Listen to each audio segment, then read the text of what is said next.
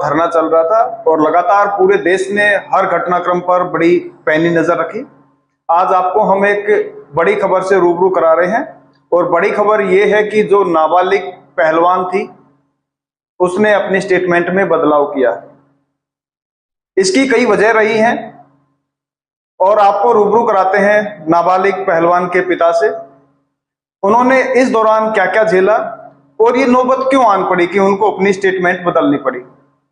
Sir, सबसे पहले तो आपसे ये जानना चाहेंगे कि कैसे कैसे इतना घटनाक्रम हुआ और क्यों आपने बाद में इस तरह का स्टेप लिया। सर, पिछले 40 दिन से मैं लगातार धरने पे साथ हूँ। धरने पे जो, हाँ, ऐसा नहीं कि धरने पे साथ का मतलब हम वहाँ पे जाके बैठेंगे तो ही धरना साथ है। पहलवानों के साथ का मतलब ये अपने तन मन धन के साथ पहलवानों के साथ खड़ा हूँ और खड़ा रहूँगा। पीछे नहीं हटे हम किसी भी चीज़ से। लेकिन इस 28 तारीख को मेरे जीवन के अंदर क्या कुश्ती जगत पूरी दुनिया के अंदर एक ऐसी चीज़ हुई जिसने कि सब कुछ बदल के रख दिया। मैं एक अकेला व्यक्ति हूँ मेरे परिवार के अंदर। जैसा कि उस विभीषण ने बोला था कि मेरे भाई से मेरा साथ पिछले 7-8 सालों से कोई वास्ता नहीं है, तो ये आप हिसाब लगा लो कि मैं अपनी फैमिली से कितनी दूर हूँ। उसके बाद मेरे परिवार के अंदर जो मानसिक स्थिति गुजरी है, देखिए, वो सिर्फ और सिर्फ मैं महसूस नहीं, मैं समझ रहा हूँ, मैं गुजर रहा हूँ। सभी मीडिया चैनल है, जितने भी अपने मीडिया कर्मी भाई हैं, जितने भी चैनल हैं, सभी के फ़ोन आ रहे हैं, सभी पजल हैं, कंफ्यूज हैं कि ये चीज़ हो क्या रही थी। अगर वो सिर्फ इतने कंफ्यूज होने के बाद बार बार इतने फ़ोन कर रहे, वो इतने परेशान है, तो ये समझो कि मेरे साथ कितनी परेशानियां चल रही हैं। अगर उस दौरान जितनी घटनाएं घट गई हैं, जितने लांछन लगे हैं, एक आम आदमी के लिए जीने का रास्ता बंद हो गया है। मैं एक मध्यम वर्ग से हूँ, मेरे को अपना परिवार भी चलाना है, समाज के अंदर बाहर भी निकलना है, हर चीज़ देखनी थी, हर चीज़ देखनी है। तो उस घटना के बाद इतना डिप्रेशन हो गया है परिवार के अंदर, जो कि सिर्फ अगर मैं शब्दों में बयां करूँ ना तो वो हो नहीं सकता। एक अकेला आदमी किस किस से लड़ेगा? समाज से लड़े, परिवार से लड़े, मीडिया से लड़े, या खुद के जीवन से लड़े। शायद एक आम आदमी के बस की इतनी चीजें नहीं है जितनी चीजें मैंने कर ली हैं। एक सवाल मेरा ये है और सीधा सवाल है, बेटी नाबालिग है या नहीं, क्योंकि इस पे सबसे ज्यादा सवाल उठ रहे हैं। सर, मैंने पहले ही बता दिया कि बेटी नाबालिग है। जिस वक्त ये चीजें हुई उस वक्त भी नाबालिग थी। जिस व्यक्ति ने एलिगेशन लगाई, मैंने बोला था कि आप एक बार जरा उसका खुद का रिपोर्ट तो चेक कर लो, कितने मुकदमे उसके ऊपर। शायद ही ऐसा कोई अपराध होगा जो नहीं रखा होगा, छेड़खानी से लेकर के फिरौती तक के आपराधिक बैकग्राउंड है।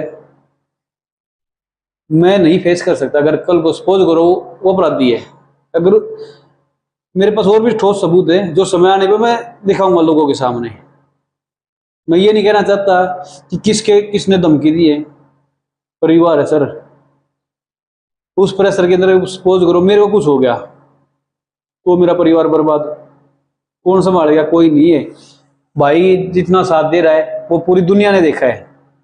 माँ बाप की जो प्रतिक्रिया है वो पूरी दुनिया ने देखी है। मेरे पक्ष में है, विपक्ष में है, साथ थे, नहीं थे, वो सबने देखा है इस चीजों का। लेकिन मेरे माँ बाप तो आखिर माँ बाप है। आपको डर लग रहा है? बिल्कुल लग रहा है सर डर, कोई वो नहीं है। अभी कुछ दिन पहले एमडीयू के ऊपर एक केस हुआ था जिसमें एक बाइक वाले ने एक सिक्योरिटी गार्ड को उठा के फेंक दिया। 7-8 दिन हो गए उन चीज़ों को। आज तक पुलिस, जबकि सारे सीसीटीवी सब कुछ है, हर जगह है, न ही बाइक पता कर सकी, न इस बाइक वाले को पता कर सकी। लेकिन उस घर का चिराग तो बुझ गया। क्या पुलिस उस घर के चिराग को दोबारा रोशन कर सकती है? नहीं कर सकती सर। इसी प्रकार अगर मेरे परिवार के अंदर मेरे को कुछ हो जाता है तो क्या मेरे परिवार को कोई संभाल लेगा? मेरी बेटी को उसका बाप दे सकता है कोई? या मेरी मिसेज को कुछ हो जाता है प्रेशर के अंदर क्या? क्योंकि वो पहले भी मेंटली रूप से बहुत ज्यादा परेशान है, उसको पहले भी। अभी मैं यही पूछ रहा हूँ, अभी परिवार के इस पूरे इंसिडेंट एपिसोड के बाद परिवार की मनोस्थिति कैसी है और घर के अंदर माहौल कैसा है? सर, घर तो रहा ही नहीं। ये मान के चलो कि लोगों के सामने घर है लेकिन शमशान घाट हो चुका, हर कोई जिंदा लाश है। कोई किसी को बोलता है तो मुंह उधरा हुआ है, कुछ कह नहीं सकते, एक दूसरे को डिप्रेशन, इतनी चीजें हैं। मैंने सोचा कि 2-3 दिन के लिए चलो बाहर घूमने के लिए जाते हैं, थोड़ा माहौल खुश हो जाएगा, थोड़ा बच्चा मेंटली रूप से। लेकिन पीछे से अचानक से फिर मीडिया के अंदर ये चीजें आती हैं।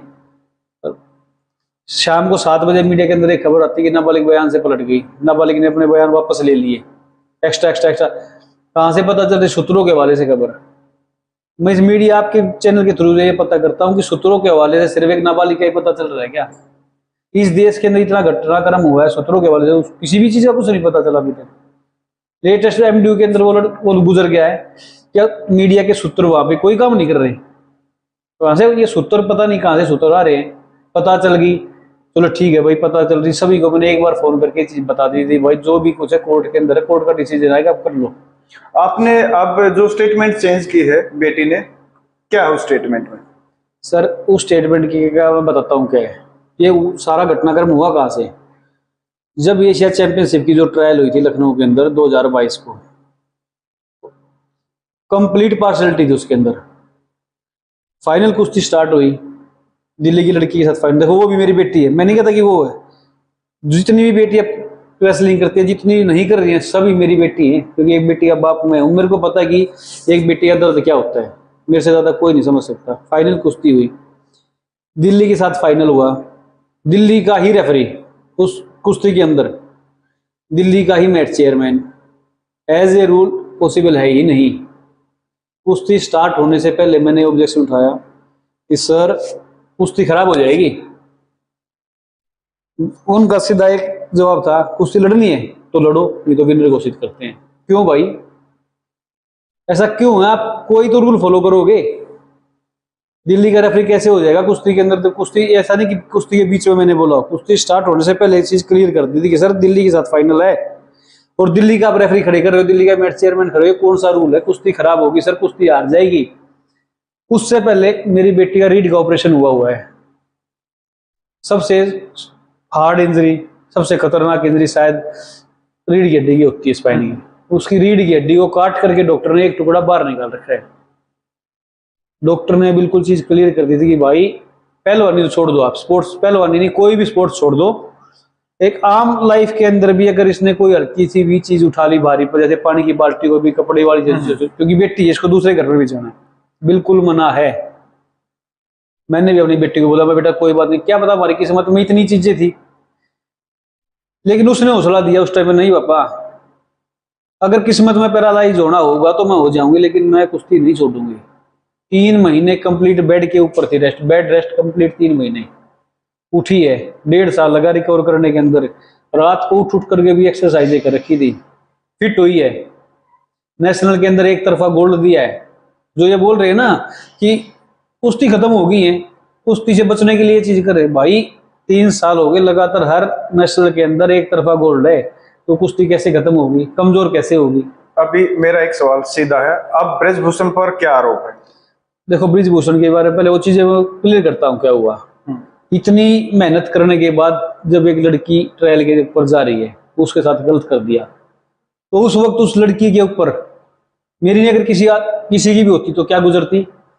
जिसने अपना 1.5 साल जीवन यो किया है कि भाई मैं नहीं वापस कुश्ती करूंगी, अगर सपोज करो कुश्ती के दौरान कुछ भी हो जाता तो पैरालाइज वहीं पर थी, लेकिन उसने हौसले नहीं आ रहे, उस हौसलों को के ऊपर पानी डाल दिया, मिट्टी डाल दी एक रेफरी के डिसीजन ने, एक जो वो जूरी थी उसने। क्यों वो दिल्ली का रेफरी खड़ा किया? जब मना कर दिया कि एज ए रूल ये पॉसिबल ही नहीं है, कुश्ती से पहले ही ये चीज कर दी, लेकिन एक सीधी एक चीज आई, कुश्ती लड़ाओ तो ठीक है, नहीं तो उसको विनर घोषित कर रहे हैं। कुश्ती स्टार्ट हो गई, कुश्ती में पॉइंट हो गया, मैंने ऑब्जेक्शन फेंका सर पॉइंट है, उन्होंने बोला नहीं है पॉइंट। वहां मेरा ऑब्जेक्शन लो, आप एज ए रूल ऑब्जेक्शन तो लो। ऑब्जेक्शन उठा करके प्रॉपर वीडियो उस कुश्ती की जी, ऐसे नहीं है, और कोर्ट के अंदर वो दे रखी है चीजें प्रॉपर। मैंने बोला सर मेरा ऑब्जेक्शन आप इसको एक्सेप्ट करो, अब वीडियो देखो, बोला नहीं है भाई, हमने मना कर दिया तो नहीं है। उसी एक पॉइंट से कुश्ती हार गई कि हरवा दी। अगर एक बेटी का पूरा 1 साल का फ्यूचर आपने बर्बाद कर दिया, इतनी मेहनत लगी है, एक गरीब घर का आदमी हूँ सर, ऐसा नहीं कि मैं टाटा बिरला हूँ या कोई फर्क नहीं पड़ता, अपना मकान बेच करके पहलवानी करवा रहा हूँ अपनी बेटी की, किसी के एहसान से नहीं। किसी की स्पॉन्सरशिप से नहीं है, या किसी का कोई समाज से सहारा नहीं मिल रहा कि भाई कोई समाज मेरे को सहारा दे रहा करके।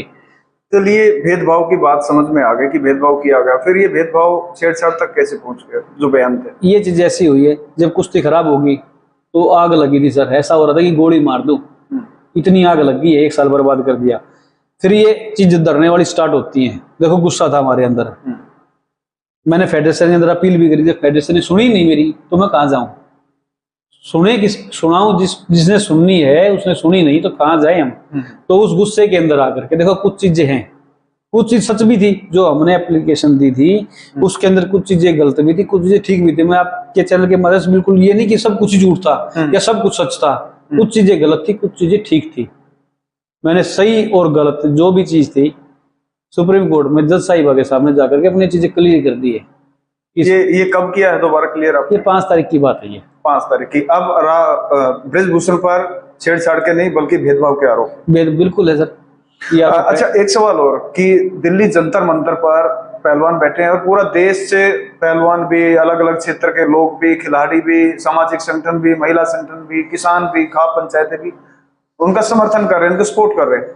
आपके कोई पास आया किसी तरह का कोई सहारा, कोई संबल? सर सिवाय कुश्ती जगत के, कुश्ती जगत के अंदर भी हमारे हरियाणा के जितने भी कुश्ती देखो कोच है, अखाड़े संचालक है, जो पहलवान अच्छे पहलवान है, यो नहीं कि जो मिलके कुश्ती लड़ रहे नूराबाज है, वो नहीं, जो अच्छे पहलवान है, ओलंपियन पहलवान है, एशियन के वर्ल्ड के मेडलिस्ट वो पहलवान है, अच्छे अखाड़े संचालक है जिनके नाम है, वहाँ पे जो कोच खलीफा सारे पूरा सपोर्ट किया मेरे को। मैं ये नहीं कहता कि भाई किसी ने सपोर्ट नहीं, किसी ने, लेकिन एक पहलवान जगत को छोड़ करके समाज तो बहुत बड़ा है, नारी शक्ति है, किसान नेता है, हमारे खाप है, प्रधान है, कितने संगठन है समाज के अंदर, नहीं किया। मैं साफ साफ बोल रहा हूँ कि चैनल के किसी ने सहयोग नहीं किया, किसी ने मेरे से आकर के ये नहीं पूछी भाई 28 तारीख के बाद इतनी चीजें बदले हुए, आपका परिवार कितने प्रेशर के अंदर है, हम आपके साथ खड़े हैं, कोई बातचीत का कोई। लेकिन एक कुश्ती जगत खड़ा था, कुश्ती जगत का मैं जब तक जीऊंगा उस चीज का एहसान है। अगर कुश्ती जगत कहता है भाई आज अपनी गर्दन उतार के दे दे तो मैं गर्दन भी उतार के मेरे दो सवाल हैं। एक तो ये है कि अब बेटी आगे कुश्ती कर पाएगी या नहीं कर पाएगी, और दूसरा ये है कि परिवार अब क्या सोचता है, ये लड़ाई अब आप नहीं लड़ सकते? नहीं सर, बिल्कुल लड़ाई लड़ रहा हूँ, ऐसा नहीं कि लड़ाई नहीं लड़ रहा हूँ, मेरा केस चल रहा है सुप्रीम कोर्ट के अंदर। मैंने अच्छा लोगों के अंदर ये अफवाह कि उन्होंने केस उठा लिया अपना, कोई केस नहीं उठाया है। सुप्रीम कोर्ट के अंदर मेरा बयान है, मेरी बेटी का बयान है, मैंने कोई केस नहीं उठाया है, नहीं उठाया है। केस चल रहा है, जो चीज गलत थी मैंने जाके बताई है कि ये गलत हुआ था कुश्ती के अंदर, इसकी प्रॉपर वीडियो मैंने वो सबूत दिया है। उसी मजबूती के साथ मैं पहल वालों के साथ आज भी खड़ा हूँ। बेटी अब आगे कुश्ती करेगी? अभी नहीं कर रही सर, कोई कुश्ती तो छोड़ दो, वो तो अपने रूम के अंदर बंद करके बंद है, खोलती नहीं है। कल शाम को मुश्किल से उसने कुछ खाया पिया था, मैं बाहर लेके चला गया, मैं चलो थोड़ा घूम फिर लो, लेकिन फिर से वही मीडिया के फोन बार बार वो फिर डिप्रेशन के अंदर चले गई, फिर से वही चीज बोला मेरे को कुश्ती करनी नहीं है। लेकिन मैं हौसला नहीं हारूंगा, आज नहीं तो कल, कल नहीं तो परसों, किसी भी चीज को ठीक करने में कुछ समय लगेगा। एक आखिरी सवाल मेरा, बिल्कुल आमतौर पर इस तरह की घटना होती है तब ये आरोप लगते हैं डर, लोभ, भय, लालच, क्या इनके किसी दबाव में आपने स्टेटमेंट तो नहीं बदली? सर कोई भय नहीं, कोई लोभ नहीं, कोई लालच नहीं, हाँ डर है, मैं स्पष्ट बताता हूँ, डर है भाई। किसी राजनीति से डर नहीं है, किसी नेता से डर नहीं है।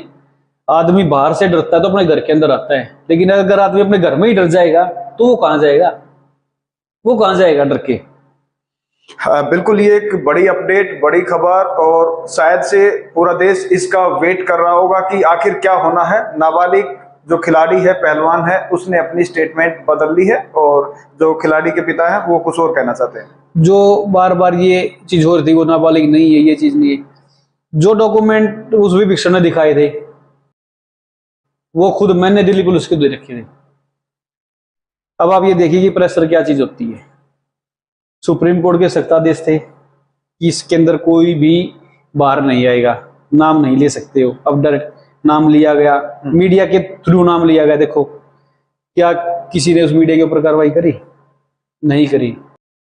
क्या उस व्यक्ति के ऊपर, मेरा छोड़ देखो, मैं तो डरता हूं, मैं स्पष्ट बता रहा हूं भाई, डर लगता है। जीवन प्यारा है, क्योंकि मेरे को अगर कुछ होता है, मेरे परिवार में किसी सदस्य को कुछ होता है तो बाद में परिवार बर्बाद है। देखिए, ये इतनी हमारी जिम्मेदारी भी है कि हमें प्रेस के एथिक्स पता होना चाहिए कि जो माइनर बच्चा है उसकी आइडेंटिटी रिवील नहीं कर सकते, और हमने उस खबर की भी किसी तरह का हमने उस खबर को नहीं चलाया, ना ही आपकी बेटी की आइडेंटिटी रिवील की। और इस बार भी आपको भरोसा दिलाते हैं कि आपको इस तरह का शायद कंप्लेंट करने का मौका नहीं मिलेगा कि हमने आपकी बात ना दिखाई और आपका जो पहचान है उसको उजागर किया। नहीं, बिल्कुल नहीं सर। तो ये खबर थी, ये अपडेट है, और शायद इससे बड़ी अपडेट आज के दिन कोई नहीं हो सकती, क्योंकि जिस तरह से नाबालिग खिलाड़ी के पिता ने कहा कि उन्होंने अपनी स्टेटमेंट सुप्रीम कोर्ट में चेंज कर दी है। हरिंदर कुमार, न्यूज़ 18, रोहतक। पिछले काफी दिन से जंतर मंतर पर पहलवानों का धरना चल रहा था और लगातार पूरे देश ने हर घटनाक्रम पर बड़ी पैनी नजर रखी। आज आपको हम एक